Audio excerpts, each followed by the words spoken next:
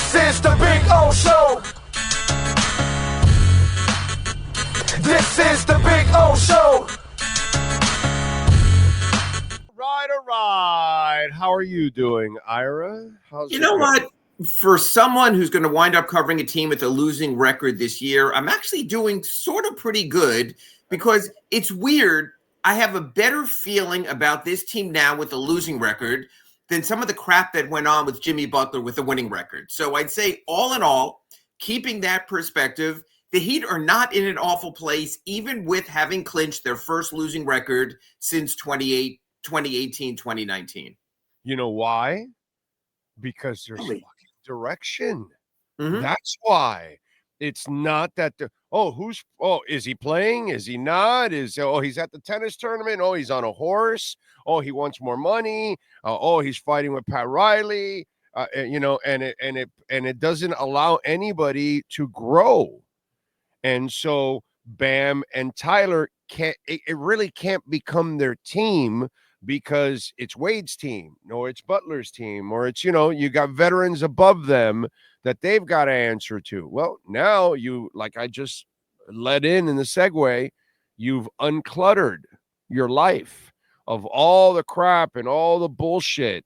And now it's all settled. Now you know who you are and what you have to do. And everybody has embraced it and has taken a role, which is a beautiful thing. And dare I say, Bam and Tyler are playing like lead guys. I'm not saying they're number ones or anything like that, but they have assumed the responsibility that they have to come up with 50 points a night for them to be a base for their team. And so if you see anything as a fan, as a writer, whatever, there's actual direction. There's a method to the madness. And that was the problem the last 2.5 years, that Spo just had madness and there was no method to it. Now there's coaching and method to the madness. You know what? I would equate it to this because you've been over along the radio spectrum for like decades now, and there are people you trust and feel comfortable with. Obviously, you're still working with Sean right now, and there have been people at your many stopped who you couldn't trust, and you didn't feel comfortable coming to work. So right now, Jimmy Butler's gone. Terry Rozier's out of the rotation. You can see these guys, the level of comfort and trust they have together as an interlocking unit. Look, Big O, is it a perfect team? No, it's not. Is it a contending team? No, it's not. But does it have the potential to grow into more? Yes, it does. And that, again, goes back to what you always point about in our accurate Pembroke Pines reports about Eric Spoelstra finding a way. He has weeded out so much of the uncertainty. God bless Terry Rozier. He tries, didn't work. God bless Jaime Jaquez Jr. He tried, bad sophomore season, put it aside. Let's see if he can regain. And he's gotten this core right now of every guy he puts out on the court. You can say, I'll give you an example. Is Kyle Anderson among the best players on the Heat? No, he is not. Is Kyle Anderson a great player? No, he is not. But he's a reliable player. And when you put him out there, fundamental player is what he is. Unlike a Duncan Robinson, when all of a sudden other teams are seizing on him defensively, you can put Kyle Anderson out there. He will make plays for others. He will defend his position. He will not hurt you, allowing Tyler to thrive, allowing Bam to thrive. They found a nice combination. I almost wish, which again, I've been on the road so much, you think it'd be the opposite. I almost wish the season wasn't coming to an end. I would love to see another regular season month of this team. I'd say more than anything, the story of the Miami Heat of 2024-25 will be that the timing sucked. And I know you pointed it out right here in our accurate Pembroke Pines report. This offseason, they should have moved Jimmy Butler. Even before the previous extension, they should have moved Jimmy. Can't argue that now in hindsight. But I wish. Hey, think about Shore and all these dudes back there.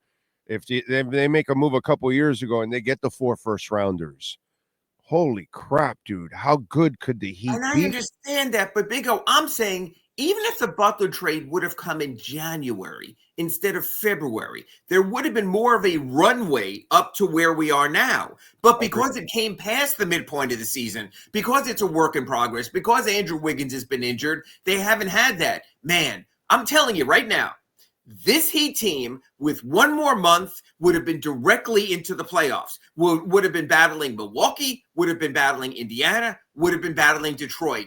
You know what the story of the Heat season is this year, Big O? They ran out of time. They simply ran out of time. Yeah, they ran out of time. And by the way, to piggyback a little bit, while you're right about Duncan actually, if he can come back to this team now, he will be a perfect complement to all of these guys. As a specialist, yes. The way the ball is moving, he will find open spots because others are hitting shots, because your two dudes, your number one guys, are actually assuming the responsibility of scoring. You know what I mean? So he actually would work a lot better now because of the way the ball is flowing, and because Mitchell will hit a three, and Pelle Larson will hit a three, and Ware will hit a three, and then obviously Tyler is, stroking it and all that, So it's again, everybody has a role. That's why Kyle Anderson, can play his game. You know what I mean? It's really cool, and again, it's just beautiful to watch Eric Spoelstra, as always, dude. Orchestrate, maestro, yes. Yeah, just give him time, dude, and he'll figure everything out. But the problem is, whether it's Bumpgate or whether it's Whiteside or whether it's Butler or whatever, you're going to have, you're going to go through the Drake channel, okay? Even though cruise ships should not be going through the Drake channel, but they still do it. I don't know why, but anyway, the Drake channel is a pretty rough place. Well, unfortunately, we've had those Drake channel times for Eric Spoelstra, and this was one of them again this year. And time and time again, this man proves to you the waters may get rough, but eventually they all subside, and it's just smooth sailing, because he's the best in the business, bro. And he proves this every single time. And I don't know how people even question this guy. It's really more about the moves that have been made, the personnel decisions. Those are the things that set him back. But if you give him 15 players that want to play basketball, like what you're watching now, you give a crap. Yes. Yeah. Even the Scrubberinis, they gave a shit.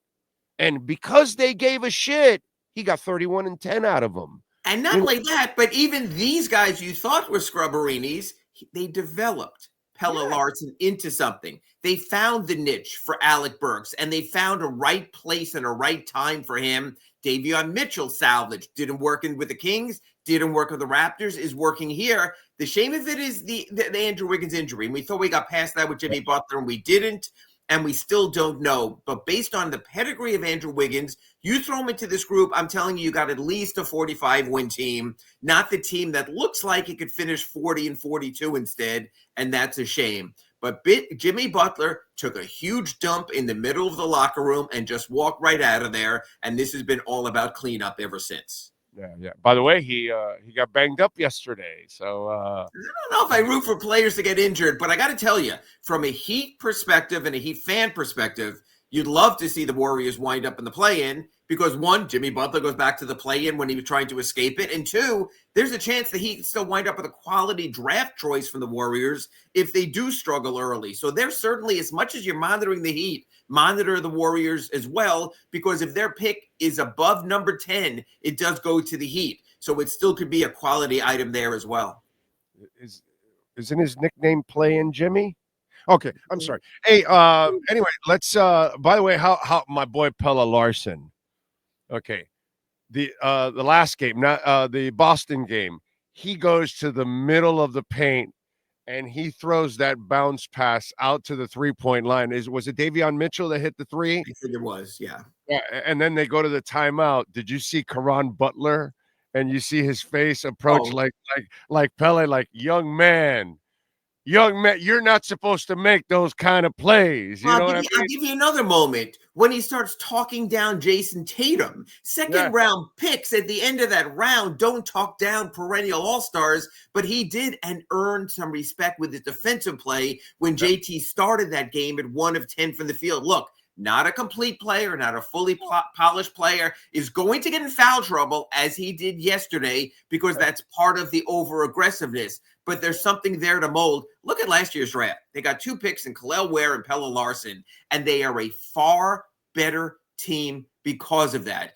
I almost can't wait to see what Adam Simon and Keith Askins and Eric Amsler and their scouting staff come up with, because for all your questions about your Dolphins, and I know you're going to do your ton of NFL draft shows coming up, and their uneven play when it comes to finding linemen and drafting and things like that, the Heat are on a heck of a run. I mean, yes, down year a little bit for Jaime Jaquez, but he showed something. Jovic was still waiting to come back from the broken hand. He showed something.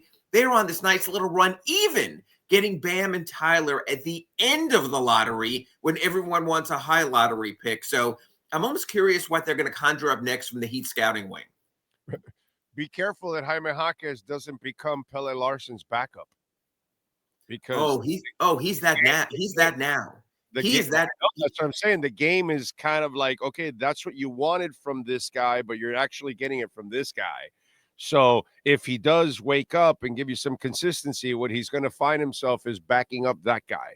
Look, Big-O, athleticism trumps all in this league. Jaime Jaquez Jr. plays with wonderful guile and intelligence and footwork, and that's all well and good. But when you're under the basket and you got 3 7-foot guys in front of you, if you can't leap on his standing jump, not like his dunks, you wind up getting in trouble. Jaime Jaquez is going to have to adjust his game. He has his skill set that still could work, but he's going to have to change that. Pelle Larsson arrived. Look, let's face it. You look at a certain guy, you say he's not athletic, because let's face it, how many Swedish athletes do we know out there? But the bottom line is the kid is, and the Heat identified it. And one thing I like about that also, Big O, is this. Eric Spoelstra said something all season when asked about Pelle Larsson. He said, look, he's a role player. He was a role player in Arizona. He knows how to do that. You need role players in this league. And keep in mind one other thing that's very, very important. Pelle Larsson is the lowest paid player on the Miami Heat this season, will be the lowest paid player on the Miami Heat most likely next season because of his second-round draft status. Hey, when you can get value and productivity, it offsets the Terry Roziers. It offsets the contracts that arguably have been mistakes on there. So that's important also. You can make an argument that value per dollar, Pelle Larsson is absolutely up there with anyone on this Heat roster now as the team's lowest paid player. Yeah. It's just the other thing that he has over Jaime, and it's not a knock on Jaime. It's just I love the way this kid's wired. He's relentless. Correct. And he doesn't give a shit who's in front of him, what situation he's in. There's a level of fearlessness in him that I don't see from normal young players, actually, because Jaime will second guess himself, will pause, this kid is 100 miles an hour. Which is well and good when you're playing primarily as a reserve and limited minutes player. But if you want him to take the next step, Big O, he does have to cut down the fouls. He does have to cut down the fouls. For now, as a second-round rookie. Yes, for what he is. Ira, it's leaps and bounds, dude. It's leaps and bounds. He's already on the moon, put it that way. As a second-round rookie, in my eyes, he's already on the moon. And you know what? I'm going to interrupt you and I'm going to pitch you off right now. Now he's got to go with Elon to Mars and fix the fouls. Or has he made himself another trade chip for Pat Riley? And I know you don't want to hear this. And I know you don't. But you know what? The Heat have a wonderful assortment of possibilities to throw into a trade. Now, we've started our Accurate Pembroke Pines report today talking about we love the way this Heat team is being built. We talked about how they all give a crap. They're hustle players. They care. Losing hurts. Winning matters. And that's all well and good. But does Pat Riley say, all those whales I've been looking at that I couldn't get before, I now have 2 picks in this draft. I now have Larsson. I now have Jovic. I now have Ware. I now have more pieces to possibly put into play than ever before. I know where your vote is, Big O, and I can understand that. But what I'm saying is, Pat Riley can sit down at a table, and I'll give you an example. You asked me about this 3 weeks ago when it started as an internet rumor, and it's interesting. And the Heat aren't going to get to see him because, shockingly, he's shut down for this season. But when Zion Williamson becomes available this offseason, folks who were just listening on the podcast, we're getting the sour face from Big O right now, as if when Bitcoin takes a dip. But here's my question. What was it called? Was it called Keystone beer or something? Bitter beer face? Bitter beer face, exactly. But here's my question. What would you put into play for Zion Williamson? Nothing of value whatsoever. And I'm not putting Pelle Larsson in there or Khalil Ware, because you watched the other day when Davion Mitchell made a play and he came off in a timeout, and him and Spo got that 5. Right. And Spo is now getting his team. And one of the elements that you need in order to be a Heat basketball team, and Keith Askins, as you talked about scouting, you don't have Pallel Ware playing defense and diving for basketballs, if you don't have Mitchell being a pest and a pain in the goddamn ass, if you don't have Khalil Ware blocking shots and getting rebounds or altering shots, these people are so important to what's been going on here. It's not just that Bam and Tyler are scoring and some of the other guys are complimenting. It's that all the other bullshit's getting done. They're setting the picks. They're winning the loose balls. They're doing all that kind of stuff. And I'll add a caveat to that. As much as Pat Riley has loved to get the stars, for the first time in the last year, I don't know when the hell he said it. You'll know better than I do. He said at one point, you do have to give up a whole bunch to get these guys, and then you don't have a team to put around them. So you are now building a team. You got a front office that knows how to freaking draft nowadays. Man, let's be a little bit more selective on those kind of things and not just go for any crazy move. Find the guy that is available, that is a Donovan Mitchell type, that he's not only a player, but he's a character. He's a professional. He's a person you want to model your franchise. Enough of these rehab guys that you're going after. It's just, dude, let's get back to going after the Alonzo Mournings of the world, the Dwayne Wades of the world. Let's get back to getting the character people that you used to bring in all the time. You're going after the Whitesides, and and the Jimmy Butler thing worked out better than you expected. Right. But it ended up becoming the imploding cigar that and so I just wish there'd be a happy medium here, because there's a lot of Heat basketball that's being played right now.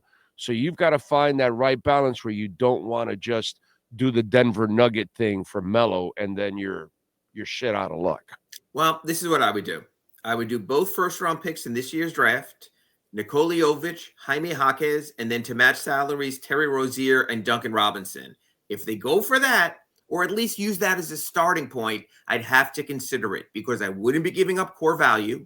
I would be giving up some draft assets, but I got plenty of young players in Ware and Larson to work around anyway, and even the G League kids who might produce something. That's where I would consider it.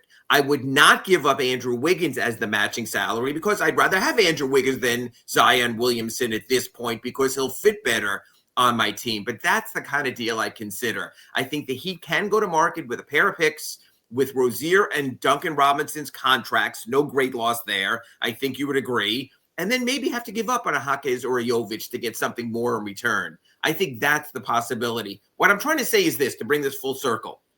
The Heat have chips, the Heat have pieces, the Heat have parts, because they've developed them. Now they can choose whether to put them into play or not. So what I'm saying is, lottery season, losing record, but not really in that bad of a place overall.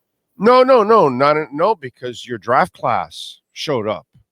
That's why. You know what I mean? And you got some mileage now out of the Jimmy Butler trade. You know what I mean? Obviously, you didn't maximize that trade at all. You couldn't. Where it was at, it was dead at that point. So you there was no way. You had to have more foresight, and you didn't, unfortunately, in that situation. But the draft class has saved their ass, dude. I mean, because those two kids have come in and have really added something. And then all you need to do is hope that they can grow, because damn, dude, it's been a really impressive, stretch by these guys. Last night, The only cringing moment for me last night was I wish Bam would have hit those two little bunnies at the end. You know what I mean? Because he wasn't efficient last night, but overall, I can't complain about Bam. He plays very well against Jaren Jackson Jr. Yeah. He always takes on that challenge. No. I'm good with Bam, but I just wish I needed him to hit those two bunnies right at the end of the game, because those two possessions would have changed that whole thing with John Morant right there at the end. And so that to me, that's where those were the little moments that I need, and I'm not asking Bam to become a number one. I'm just asking, there are moments where he needs to be a better, more efficient. And last night, those were easy shots that he should not be missing in those moments. Don't disagree, but overall body of work, you have to live with them and move on. And his block shot during that sequence was immense to even position the Heat for the position for win. Yeah, like I said, it's just like the only little cringy thing, like, damn, nitpicking. Yes, but I agree. It's just nitpicking to play the way they played after that road trip on a back-to-back. It was outstanding. It was beautiful, dude. It was a fantastic performance, by the team, and they should be really, really happy about what's been going on there, overall. So, hey, listen, they still have a chance to catch Atlanta. Or Orlando. If one of the two teams sweeps the two games they play against each other, this thing is still in play. I just hate the tanking crap going around the league where, yes, the Heat will get the Sixers, the Heat will get the Pelicans, but the Bulls and the Magic and the Hawks are getting teams that don't give a crap either, and the league has to do something about it, because no league tanks like the NBA tanks. It is absurd. You wind up playing a bunch of ushers and vendors on the court from the other team. Yeah, I know. But listen, it goes full circle to what you kept saying throughout this whole thing. We just ran out of time, dude.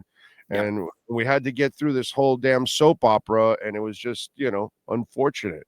All right, so injury-wise, what do we have? What's the word on some of the guys? When are they going to come back? Not giving us any update on Wiggins. As you know, Big O, hamstrings are very delicate, and you just don't know when players don't feel like themselves. But the fact is, if you don't get Andrew Wiggins back, you're not going anywhere. He's the other piece. God bless Alec Burks for filling in. He's not Andrew Wiggins. We saw Andrew Wiggins the last time out with a 42-point game, showing what he could be as a player. Damn, we need to see that for the last week of the season. You want to go into the playoffs having all of your having all your weapons so you can get to the playoffs. Because I got to tell you, if they get into a series of Cleveland, I'm not saying they're going to beat the number one seed, but they're going to throw a hell of a scare into them if they can get there. That would be really fun and really interesting. By the way, people are tripping out with Anderson and because his slow play. And it's funny, that player has existed in this league forever, whether it's Adrian Dantley, old man Paul Pierce, Joe Johnson when he got older, Moses Malone was slow when he got older, all the players that, or in his case, if you're not as athletic or as you lose your athleticism, you learn to use your body. And it's funny because it looks awkward that a guy that's slower would still be able to do what he does. But that's just kind of the way it goes. And it's funny that if you've watched the game over time, that player has existed. It's just, it's okay. Like I said, like Adrian Dantley. Adrian Dantley was an old man game, but you weren't going to stop him from getting his possessions and his points. It's just good. But it's funny how people trip out with Anderson and his slow play. We can all relate. Yeah, definitely. No doubt. Follow him on Twitter at Ira Heatbeat and catch his work there at the South Florida Sun Sentinel. Ira, as always, thank you, my brother. Catch you next week in the middle of the plane race on our accurate Pembroke Pines report. Thanks, Big O. You got it. There we go. And can't wait for that, man. A couple games left. Hopefully they'll be able to get it done. And it would be pretty cool if they can sneak in to the 8th or 7th spot. That actually would be pretty cool. By the way, you can get electrified with the ZDX. We've got the Spring into Performance sales event going on right now at Craig Zinn's Acura of Pembroke Pines. And the lease features right now, the ADX, $359 a month. It's been like that for a while. Take advantage. The ADX, by the way, beautiful, beautiful car, man. And of course, Acura, when it comes to Craig Zinn's Acura of Pembroke Pines, the #1 volume sales dealership. So get on out there. The 2025 Integra, you can get it for $339 a month. 3.9% financing for 60 months. That has not changed. Take advantage. How about the ZDX? $439 a month. 0% financing for 72 months. The RDX, $399 a month. They've got a special low financing rate for that. The MDX Tech, you can take $10,000 off the MSRP. It is amazing, dude. And one of the things you're going to love, and Larry does an amazing job at Acura Pembroke Pines, where they just have the lot overflowing constantly. You know, sometimes you go to some of these dealerships and they just don't have a selection. And you're like settling. And who the hell wants to settle? You want to get the car, you want the color, you want the style, you want the model, you want the price you want. And you want to go to Craig Zinn's Acura of Pembroke Pines.